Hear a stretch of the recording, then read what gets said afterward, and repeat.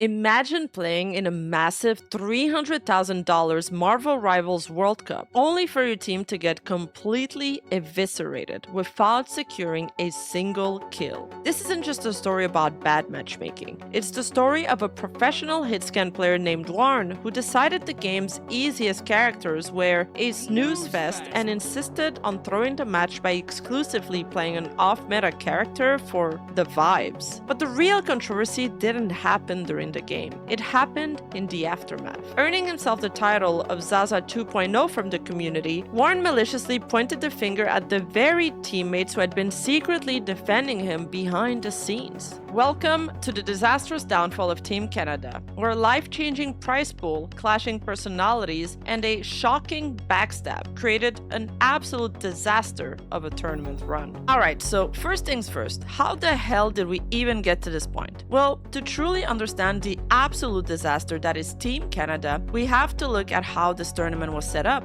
You see, NetEase, the developers behind Marvel Rivals, decided to host the Creator World Championship. And they didn't just throw around a few bucks, they put a massive $300,000 prize pool. But here's the catch. Instead of letting people form their own sweaty pro teams, the organizers decided to randomly mix highly competitive pro players with casual content creators who barely even played the game. It was a complete vibe mismatch, and honestly, a recipe for absolute chaos. So you end up with Team Canada, you've got massive content creators like XQC, DokiBird, and FanFan teamed up with actual pro-level players like Aramori and Surefour. And then we got our main character for today, Warren. But to make matters even crazier, this roster already had built-in beef. You see, during a previous Twitch Rivals tournament, the organizer kept flip-flopping the rules, initially allowing 4 top-ranked players per team before abruptly reverting it to 2 players less than 24 hours before the event. Because of this, DokiBird was forced to selflessly drop herself out of the tournament so her teammates could keep their spots. Even without her, DokiBird's team went on to absolutely curb stomp XQC's team. Doki!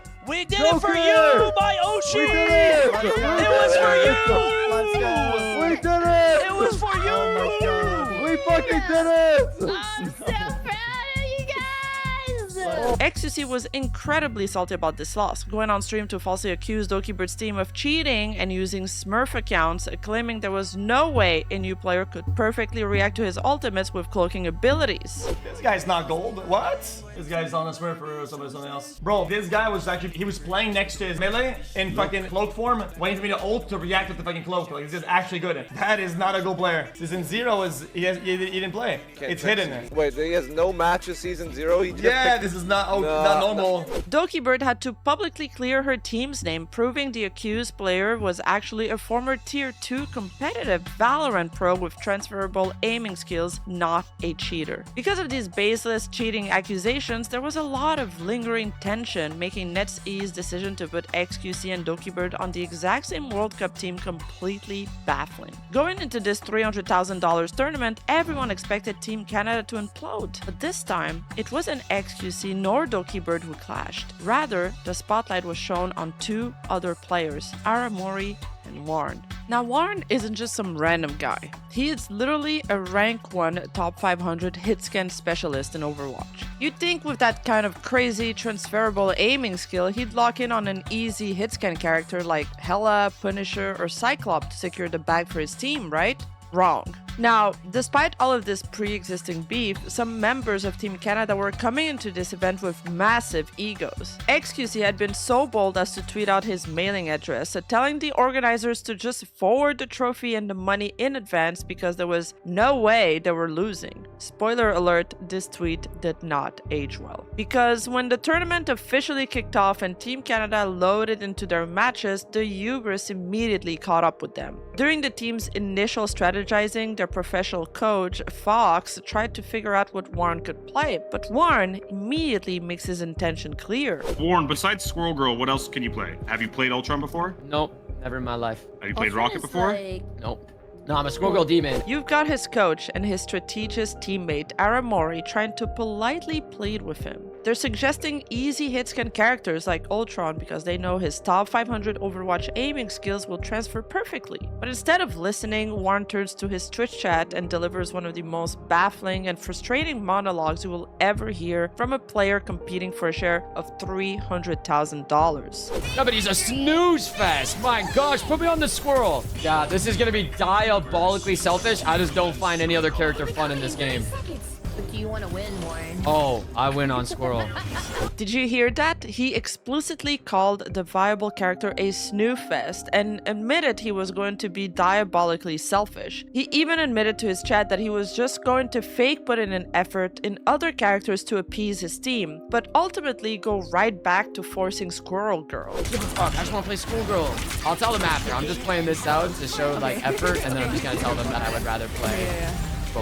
So what happens when you force an off-meta Squirrel Girl one trick against an actual sweaty coordinated teams? Absolute, unadulterated destruction. Team Canada doesn't just lose, they get completely dog-walked. Their mental state deteriorates rapidly during the game, and XQC, who is playing tank, starts losing his mind mid-game because they have absolutely zero damage output to help him push the point, loudly complaining that the enemy tank is taking negative damage. What the fuck is my boy doing? Before I'm watching the VOD, I don't like what I'm seeing. We need your damage onto the tank so that we can get the point. Nobody is focusing tank. That's turns on the point. He was taking like negative damage. You're right. The guy's taking negative. The guy's taking less damage than I am, and he's alone with no backup. Like Meanwhile, the usually cheerful Doki Bird gets pushed to her absolute limit by the chaotic calms and passive aggressiveness. She straight up admitted on her stream that the awful vibes tilted her so hard she wasn't in the right mindset to play properly, and even threw a game because of it. Yeah, I got pushed near my limit there. I'm pretty sure that my rivals did invite me to participate. This was my first time. If I do have another chance, I hope I can redeem myself for next year's World Cup if they host it again. Synergy as a team just wasn't it. Like, everyone's a good player individually, and that's like not on us individually. It's just sometimes that happens. I don't want to blame anyone. I think we all made mistakes I made mistakes. We all tried to our best ability. I will say, like, I did throw one of the games. Everything was just throwing me off in general because I just wasn't in the right mindset to play. The disastrous run peaks when they suffer a humiliating shutout, failing to secure even a single elimination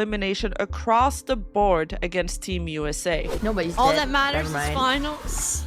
Yeah, we got zero finals. Yeah, we got zero finals, guys. We got zero. Maybe there's like a wild card for least amount of final blows.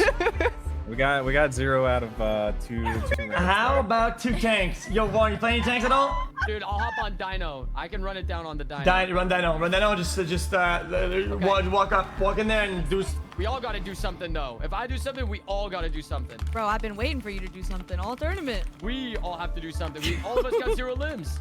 They go 0-6 in the tournament, looking completely miserable. And the absolute cherry on top of this disaster? Towards the tail end of their game, as they're definitely losing, Warren finally chimes in on the mic and casually offers to swap off Squirrel Girl. As you can imagine, Aramori had absolutely had enough. I could try the triple support. Do you want me to do the Ultron? Or would you rather Time rock to do it? Ultron was like 2 games ago, dude. Or play whatever you want. Holy shit, she's mad. Doesn't matter. Okay. Let's just have fun for the last match. Well, I'm down to play for like final blows, try to qualify off wild card. Oh my god.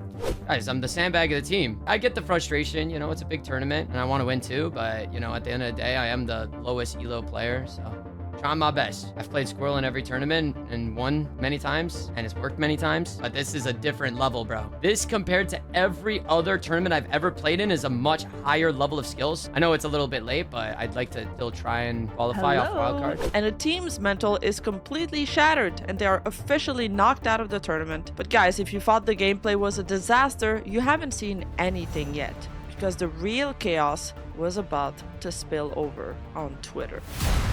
So the matches are over, Team Canada is out, and the vibes are completely in the gutter. But the drama didn't stay in the lobby. It immediately spilled over to Twitter. And the person who fired the very first shot wasn't even on Team Canada.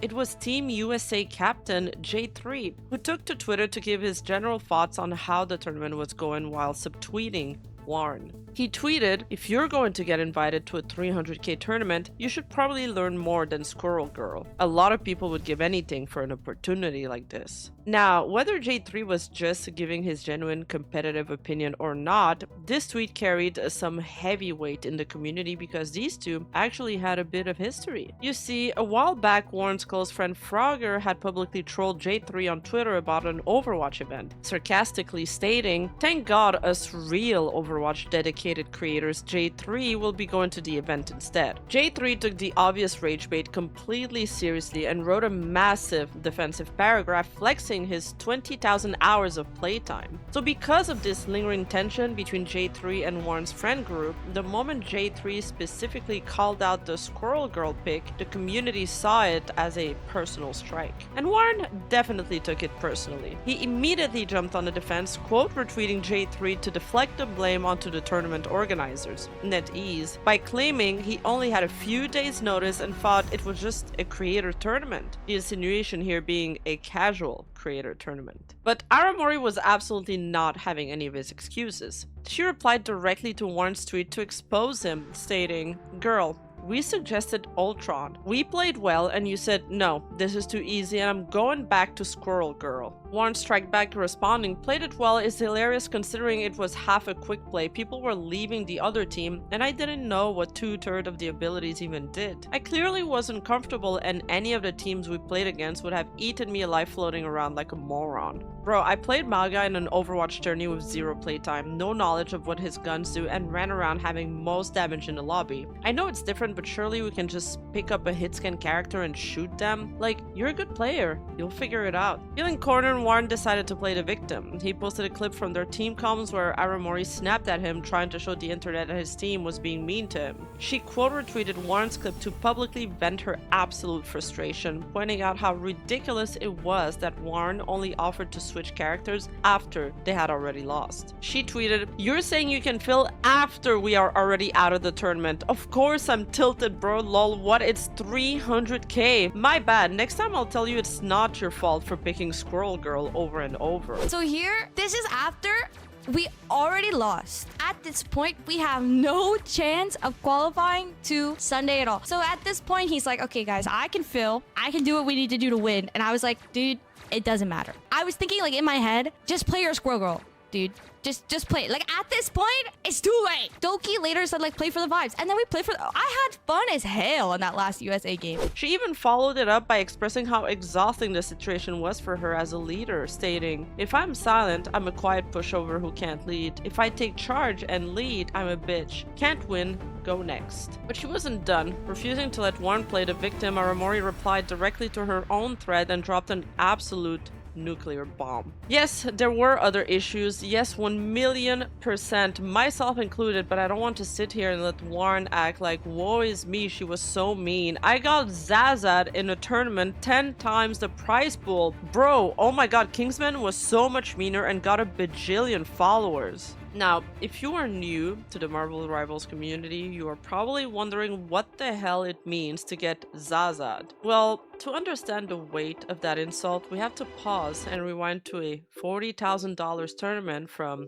a few months ago. It all started in January 2026 during the Deadpool Creator Cup. Initially, the event was marketed as a casual, no-stress content creator showcase. But at the last second, NetEase dropped a massive bombshell. A $40,000 prize pool for the winning team. That meant an $18,000 grand prize, which is $3,000 per teammate. For most of the big name streamers invited, $3,000 was pocket change. But for Kingsman, it was life-changing money. Kingsman was the ultimate gaming underdog. He was an incredibly skilled player who had grinded his way to become the #1 Magic player in the world. Yet, despite his elite talent, he was a tiny creator, averaging just 150 viewers at a time. He was a completely broke college student who had made a grand total of $90 from Twitch over 4 years of streaming. You know, I was looking through my old clips and I found a video of myself being like, I've only ever made $90 from Twitch, but I'm gonna keep streaming anyway. And he desperately needed that $3,000 winning share just to pay his tuition and keep the lights on. During the team drafts, a a popular variety streamer named CC drafted Kingsman into her team purely because her Twitch chat told her to.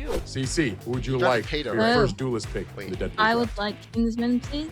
Her roster also included Zazza Stack and a streamer named Luciaza, who was actually Kingsman's longtime duo partner and supposed friend. If you got Lucy, yes! It's winnable. Wait, that's actually fire. This is actually doable. Me and Lucy are on the same team. $40,000 tournament. There's no way she's gonna throw. So that means we're gonna actually win. But Kingsman Uphill Battle started way before a single match was even played. You see, Zazza was a Black Widow main playing all the way from Australia on a North American servers with a brutal 200 to 250 ping. Trying to play a sniper character with a quarter of a second of lag is basically a competitive death sentence. And if you're a hag like me that played during the Overwatch days, it pretty much did the same thing it did back then when you had a shitty Widowmaker on your team. Absolutely nothing, and it gets dog rolled the entire match. But because Kingsman desperately needed to win, he politely begged the team to run the meta and asked Zazza to start on a more consistent character like Phoenix. But Zazza, backed by CC, flatly refused. They were wealthy, comfortable variety streamers, and they made it clear they only cared about playing for the vibes. The 200k tourney they just watched, the super tourney, everybody played Deadpool, and whoever didn't have Deadpool auto lost. So I think somebody please, I would learn him, but I kind of have to play main DPS. We still have an upper hand by having a Gambit in Yeah, his I agree. backline. That's what makes him really good, is triple support. We're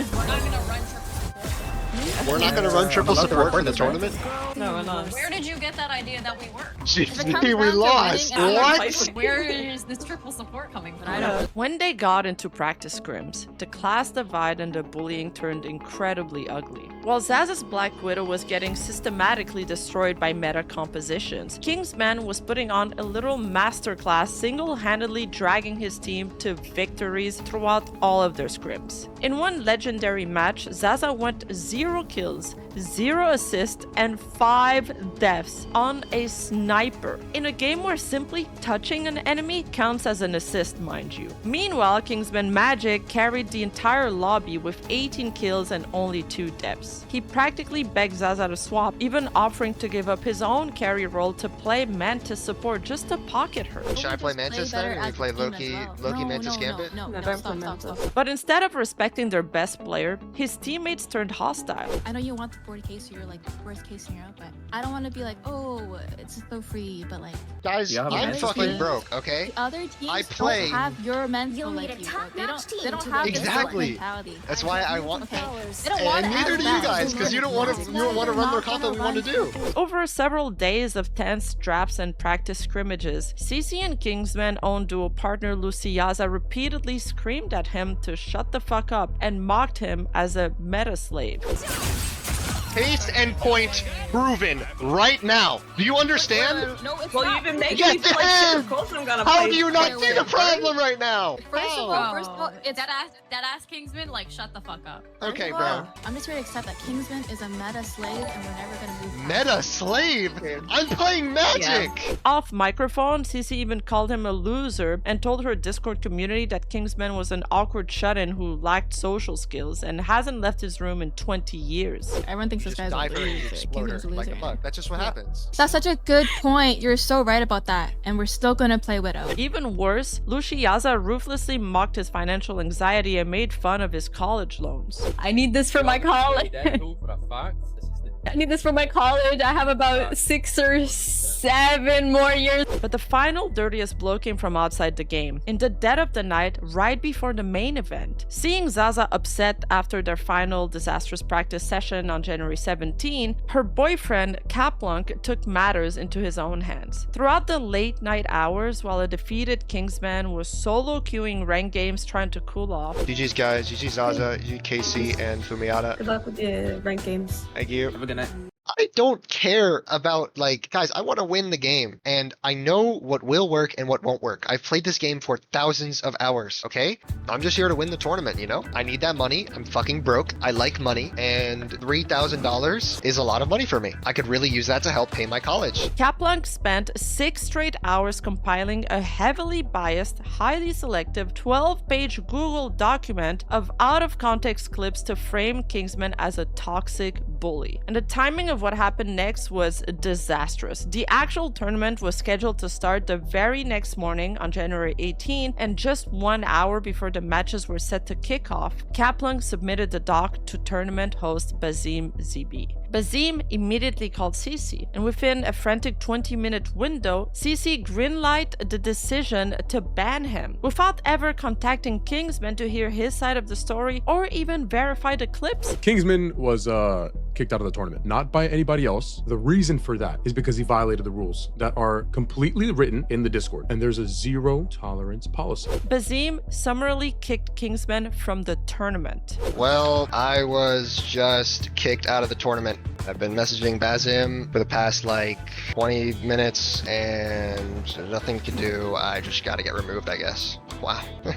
What a joke, bro. This has gotta be the craziest thing to ever happen in my entire life. I am bullied by my own team, then kicked out of the tournament for my reaction to that. That's absolutely insane. Wow. I was already kicked out before I even got a warning. There was no warning. I was just kicked. The clique had won. Just minutes before he was supposed to play for his college tuition, Kingsman was cast out, and they got to keep their vibes. From day one, I told Kingsman, rule number 1, don't tilt my team, and rule number 2, don't bring the vibes down on the team, because we're going to lose. A lot of you guys are underestimating how important vibes are in a team scenario. But karma is a beautiful thing. CC's team replaced Kingsman, but without his god-tier magic carrying them, they got absolutely rolled in the tournament, finishing in dead last with a pathetic 1 win and 8 losses. Determined to clear his name, Kingsman fought back. He released a 1-hour, 16-minute YouTube expose showing the raw, unedited footage of the scrims. The video went mega viral, pulling in nearly 3 million views as the entire internet realized this kid had been completely bullied and framed. Prominent creators like XUC and J3 slammed the ban, and the public backlash was swift. CC uploaded a defensive video that became one of the most disliked in YouTube history. She lost all of her sponsors, including Infinity Mice, and was banned from Twitch for toxicity. Zazza then tried to claim she knew nothing about her boyfriend's hit piece, but was then caught on an old stream clip gleefully reviewing and approving the document with him, and Luciaza locked her stream to sub-only mode to farm money, and infamously told her chat to, quote, support Kingsman like it's Israel or whatever, refusing to apologize. I have a genuine question. Like, seriously, answer this. Even if you support Kingsman, whatever, support Kingsman like it's fucking Israel. Anyways. Your ethnicity doesn't justify the moronic comparison, but I didn't compare. I think you guys are ignoring that. I didn't compare supporting Kingsman to supporting Israel. I guess it does sound like I said that, but honestly, I didn't mean to make it come off like that. I just didn't like the, oh, I support Zazza, I support Kingsman. I didn't like the picking sides. I thought it was silly. In the end, Kingsman cleared his name and won everything. His Twitch exploded to over 220,000 followers. An anonymous viewer donated the exact $3,000 he lost out on to pay for his college. Like, we need to stop with the gifted, because somebody off of stream randomly who heard about the drama sent me alone $3,000. They sent me enough money if I got first place from the tournament. On their own, he didn't ask for anything. I messaged him on Discord. I'm like, are you fucking insane? What are you doing? He's like, I don't need the money. Take it. I'm like, what? And to top it all off, the NetEase developers officially backed him too, gifting him free in-game currency to buy every single skin for Magic. Bro, the Marvel Rivals devs just gave me units so I can purchase Magic skins. No fucking way. There's no way that is real. But beyond the career fallout for the creators involved, this drama went down as a notoriously painful milestone for women in competitive gaming. For years, for example, female players have been fighting an uphill battle to be taken seriously in esport, constantly struggling against stereotypes that they don't care about competitive integrity and only play for the quote-unquote vibes, or refuse to take high-stakes gaming seriously. And tragically, this group of creators did exactly that by acting like a cartoonish cliche of cliquey mean girls screaming at their carry to shut up and mocking his financial anxiety and colluding to get him banned just to protect a failing high-ping Black Widow pick. They handed the internet the ultimate ammunition. It was a massive setback that left everyday female gamers feeling completely devastated, with many posting threads about how much this situation hurt because these prominent streamers had actively validated the exact prejudice the female gaming community has spent years trying to break. Heck, even Doki Bird has directly addressed how the Kingsman drama heavily escalated toxicity and sexism in her ranked Marvel Rivals lobby after one terrible experience she got. And Doki Bird is a good Marvel Rivals player. But basically, that's the quick and dirty summary of the drama that quite literally broke the internet at the time. If you want to fall deeper down the rabbit hole, there are massive multi-hour investigative breakdowns out there that I invite you to watch. But with that context fresh in your mind, now let's go back to the present time. So when Aramori tweeted that she got Zazza, she was directly comparing Warren forcing Squirrel Girl for the vibes to the most infamous selfish tournament throw in the game's history. And as if the universe wanted to prove her right as this Twitter beef is speaking, a brand new anonymous burner account suddenly appeared out of nowhere. This account dropped a highly damaging 2-minute compilation video perfectly exposing Warren's toxic behavior with the caption Zazza Squirrel Girl Edition. Can you play Ultron for Matt and just see if it's like comfortable? If it's not comfortable, then it's like it's not. It's just like Domina. Yeah, it's just you have 2 drones, right? Put one on your backline, put one on X, right? Move one around from who's ever taken damage, and then like super easy beam to hit, play low. Yeah, this is gonna be diabolically selfish. I just don't find any other character fun in this game. It's overhealth and damage boost. Yeah, but guys, I'll be honest. Once again, I don't really give a fuck. I just want to play Schoolgirl. Nah, bro. Oh my god. You don't understand. I just want to play Squirrel Girl. I'll tell them after. I'm just playing this out to show like effort, and then I'm just gonna tell them that I would rather play Squirrel Girl for DPS. I mean, this is like legit just not even a fucking support, which is hilarious. This is insane. Bro, like, these characters, this is fucked up, guys. I feel bad. This is disgusting, really. Like, he looks really good. No, but he's a snooze fest. My gosh, put me on the squirrel. No. Okay. Well, it's like On Ultron, honestly. yeah. Okay. Well, like, so my question is, like, Warren, I totally get you want to play squirrel. Does everybody want to win, or does like not win? Just, like, win on the squirrel. Win. Okay, but like we're not going to win on the squirrel. Believe it. Believe in us. You did not put I believe in Believe you. That's in the that's why I me believe in your that ability believes to in flex to you. other characters. Use your shift Yeah, this sounds silly, bro. Just put me on Squirrel Girl. Let's win this tournament. His damage is decent. Yeah, his damage is kind of busted for sure. Easy beam to hit, play low. Yeah, this is gonna be diabolically selfish. I just don't find any other character fun in this game. But do you want to win more? Oh, I win on Squirrel.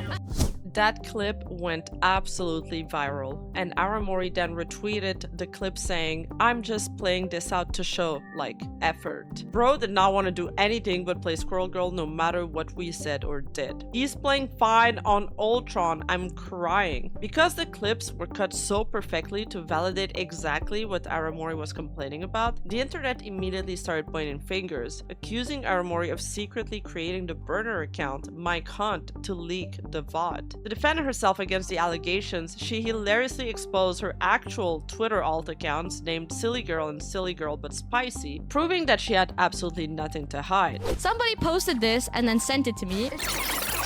So here is where I paused the video originally. My mouth was hanging open, bro. Because I was watching him play, and I feel like he was playing well. He had his drone out, he was flaked, he was doing a lot of damage. Like, okay, yeah, whatever. It's like a Mickey Mouse quick play game, like, who cares? But like, fundamental level, like, I think he was doing fine. Like, he was doing what he needed to do on this character. But like, him saying, I'll tell them after, I'm just playing this out to show, like, effort, it comes off like super disingenuous because like he had no intention of learning Ultron to play Ultron for the team to give us a better shot of winning. He wanted to play Ultron to look like he was doing stuff for the team, and then he was just gonna go Squirrel Girl anyways. So that really rubbed me the wrong way. Guys, I think it's okay to play my favorite superhero for 300k even if it's bad. You know what? Me too, bro. At this point, a lot of people felt like Aramori was taking things way too far. To some viewers, she seemed to be antagonizing him more than necessary, and they started to view Warren as just a victim who was getting bullied over a casual tournament. There was a genuine wave of sympathy building for him, with people arguing that the tournament organizers were the real villains for setting up such an imbalanced team.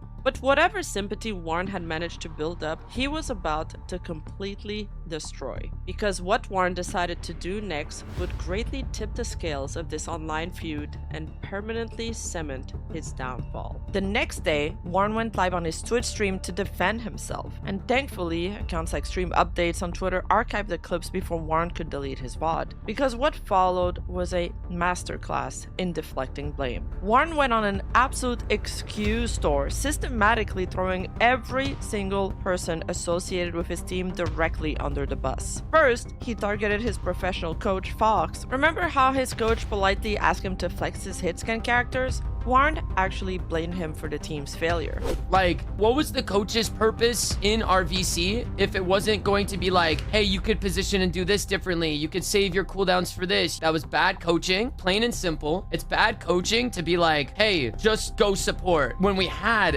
3 fucking support players. Next, he used his massive teammate XQC as a shield. Warren claimed that's the only reason XQC struggled on the tank role was because the women on the team were too busy hating on his squirrel girl pick to help him. XQC's fucking struggling, and nobody was paying attention to him because the peanut gallery was too focused on me on Squirrel. Dokibird and Ara were too dead set on me being the problem, and they didn't want to admit that there were other fundamental issues. He pulled up an image of the bracket from a previous Marvel Rivals tournament, the Deadpool Super Cup, and pointed out that he and XQC were on the winning team for that event. And then he specifically singled out the women on Team Canada, Aramori, Dokibird, and FanFan. He looked at his chat and maliciously insinuated that because he and XQC won without them before, the women were obviously the reason Team Canada lost this time. I'm seeing a lot of familiar faces in this tournament, as in the last tournament is the current one, including Dokibird, Aramori. Wait a second, FanFan? Wait,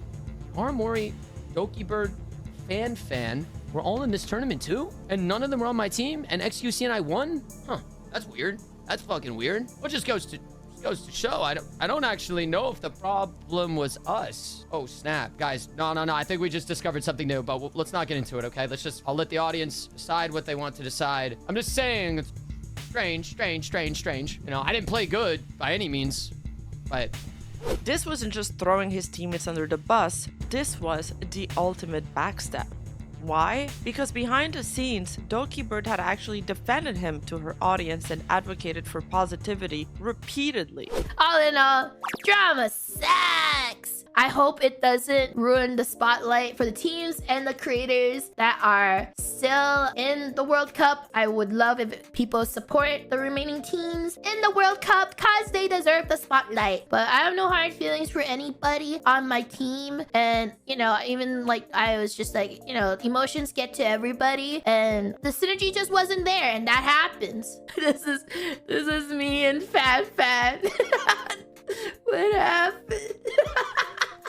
And FanFan, well, we'll get to FanFan in a minute. But this specific clip is what finally pushed Team Canada past the breaking point. However, the first person to step up and defend the team wasn't even one of the girls. It was Surefour. Now, if your Overwatch days are far behind you, you need to know that Surefour isn't just some random pro. Back in the day, he was known as one of the absolute best McCree mains in the entire world. Well, I guess he's called Cassidy now? He is a legendary hitscan player, so when it comes to aiming and hitscan game sense, he knows exactly what he's talking about. Seeing Warren randomly flame the woman on the team forced Surefour to drop a nuclear truth bomb. Surefour tweeted, "Let's be real, he only refused to play hitscan in Rivals because he didn't want to get his ego checked and look bad if he played bad." Warren immediately jumped into Surefour replies to argue back. He admitted it was wrong to throw everyone under the bus, but claimed his hero selection had absolutely nothing to do with protecting his ego. He tried to tell Surefour that even though his Overwatch aiming skills transferred over, the game sense gets thrown out the window, as he said, because the characters play differently. Warren claimed he tried playing the hitscan character Punisher, but kept dying because he had to hug his team and play for support ultimates. But Surefour, being the hitscan god that he is, saw right through the excuses and calmly dismantled his entire argument with one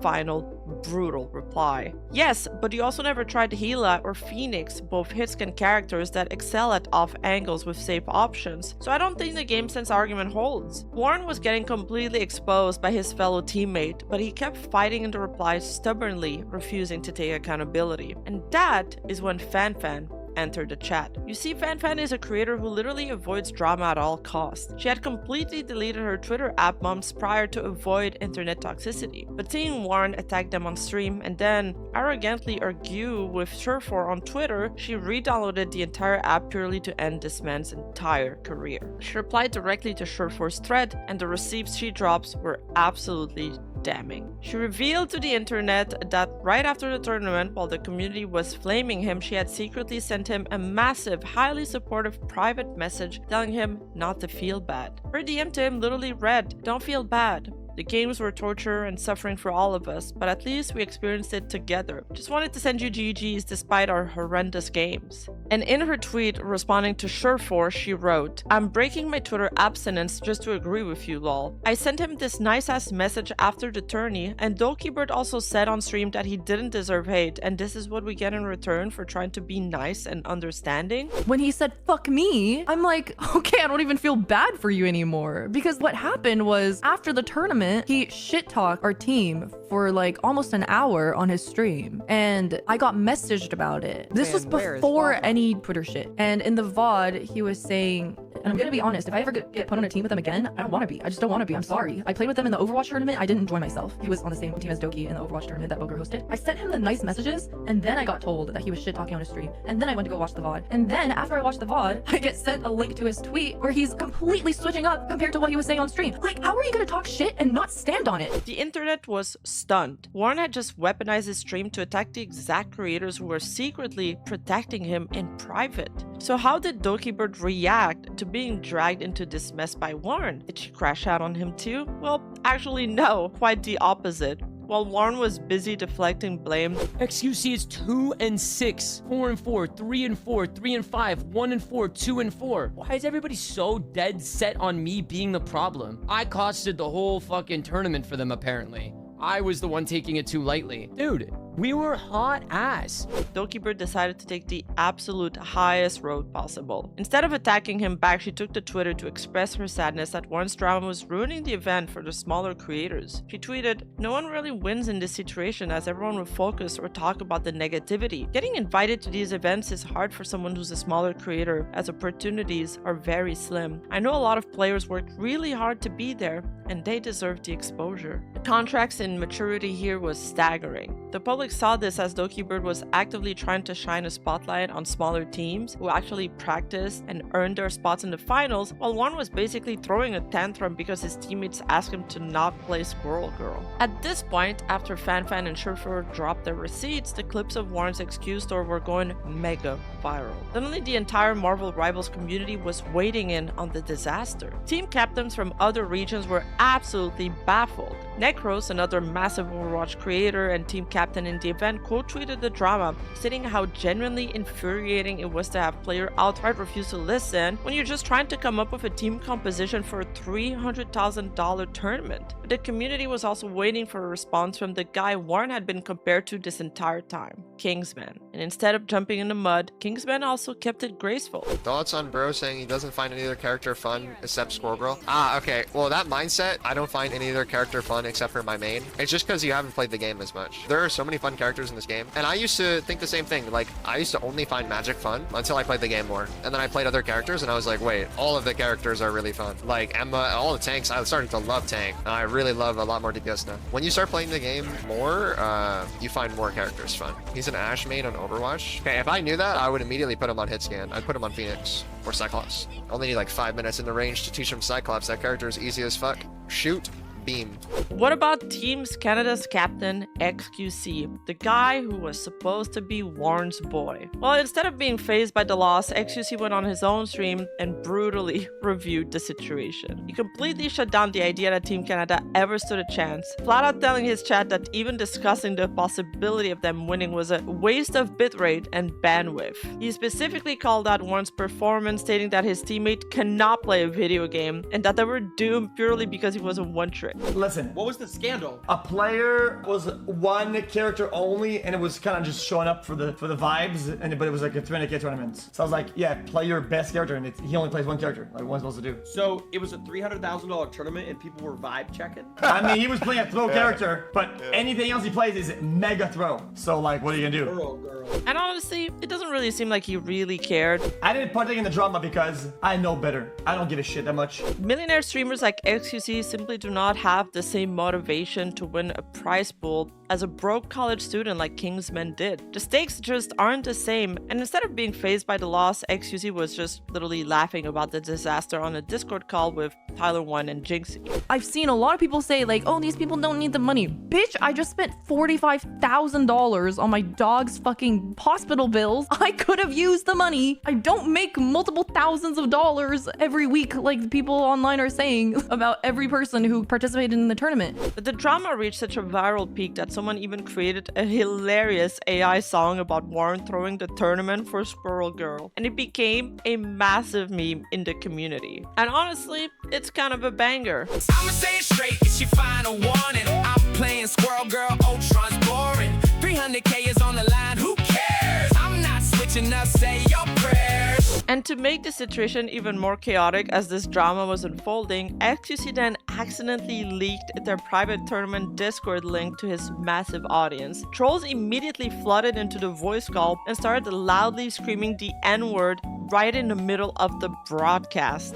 Yeah, I guess they have the expectation that everybody's gonna be. Can't lie, but.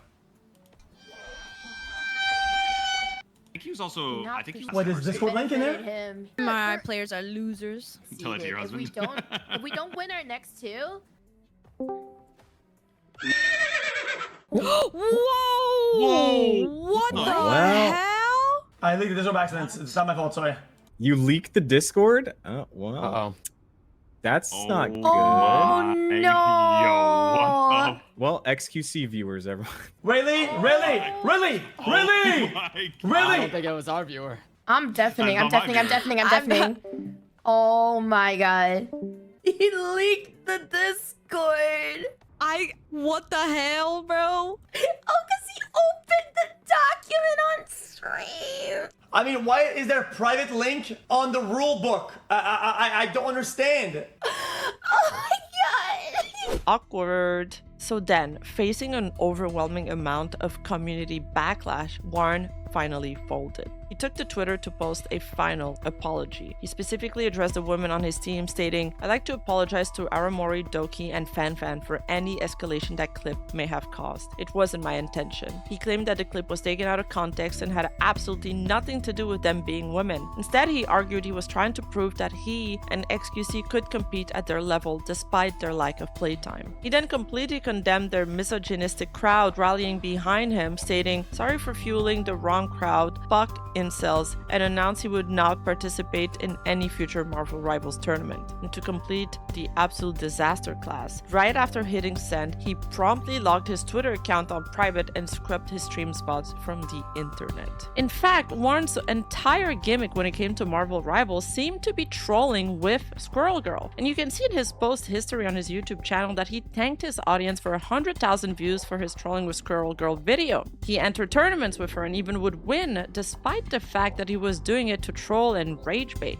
Heck, even his old YouTube bio was tilting streamers with my Squirrel Girl. And in the midst of all this drama, every Squirrel Girl video he made was also deleted from his channel. And and he removed the tilting streamers with my squirrel girl from his YouTube bio as well. So why did Warren delete those videos now? It reads like he's scrubbing evidence of his history trolling on Squirrel Girl, which leaves us with the real question. Did Warren purposefully pick this character to clip farm and griefing his teammates in the process? Only time will tell. Squirrel's like the worst character in the game. I make her the best character in the game. Already, the naysayers are saying I should play Rocket, I should play Cyclops, everybody but the Squirrel. Well, I'm here to prove you that Squirrel Girl can win the World Cup on an international stage. The supposed worst DPS in the game will not be the worst DPS in the game on my watch. So in the end, did Warren really turn into Zazza 2.0? Well, perhaps not entirely. You see, the original 40k tournament, Kingsman was objectively carrying his team while Zazza fed. But this 300k tournament, Team Canada was a collective disaster. In some of their matches, the entire team failed to get a single kill across the board, and even former pros like XQZ were struggling to stay alive on tanks, so the entire team played terribly, which made Warren, the guy who stubbornly refused to switch, an incredibly easy person to blame for a massive team-wide failure. However, what truly sealed his fate and put the final nail in the coffin for his reputation wasn't just his gameplay, it was him being just a sore loser, complaining and getting one guide, and then subsequently turning on his own teammates with terrible vibes that cemented his downfall. And honestly, a huge portion of the overall blame belongs to NetEase. Throwing top 500 competitive players in the exact same lobby as casual variety streamers with only a 2 days notice is a guaranteed recipe for toxic disaster. Even at the highest level, the difference between a top 50 player and the remainder of the top 500 leaderboard can be astonishing. So you can imagine how wide of a skill gap there would be within players from different brackets altogether on the same team, and even more so with players that haven't played the game entirely. It creates a fundamentally unbalanced games that are just not fun for anyone involved in the lobby. Marvel Rivals tournament have been a constant source of drama. And the danger here is that if every time there's a Marvel Rivals tournament that becomes a massive drama, or that there's a bunch of tribalism enforced by the community injected into those, we run the very real risk of NetEase simply pulling the plug on these creator tournaments altogether. And that would be a tragic loss, because these events are meant to be life-changing opportunities. But despite all of the toxicity, the fragile egos, and the endless drama, I have to end this video by highlighting the players who actually deserve the spotlight. While Warren and Team Canada were busy fighting on Twitter and throwing games for the vibes, Team Amber United was dominating the tournament bracket. Led by the incredible creators like Crystal Molly, Alini TV, Team Amber United played with actual synergy and coordination, ultimately winning the entire Marvel Rivals Creator World Championship. So congratulations to them.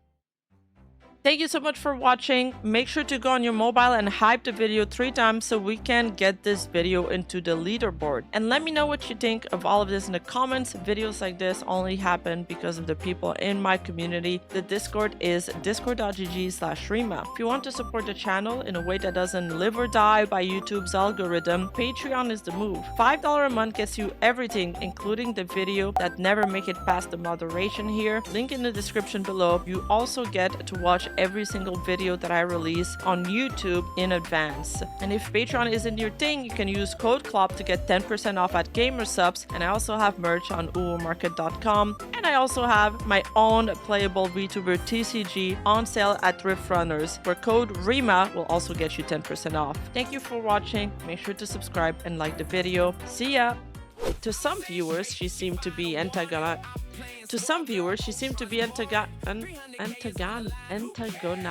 him. I know that word. To some viewers, she seemed to be okay, maybe I don't know that word. Let me know what you think of this video in the comments below.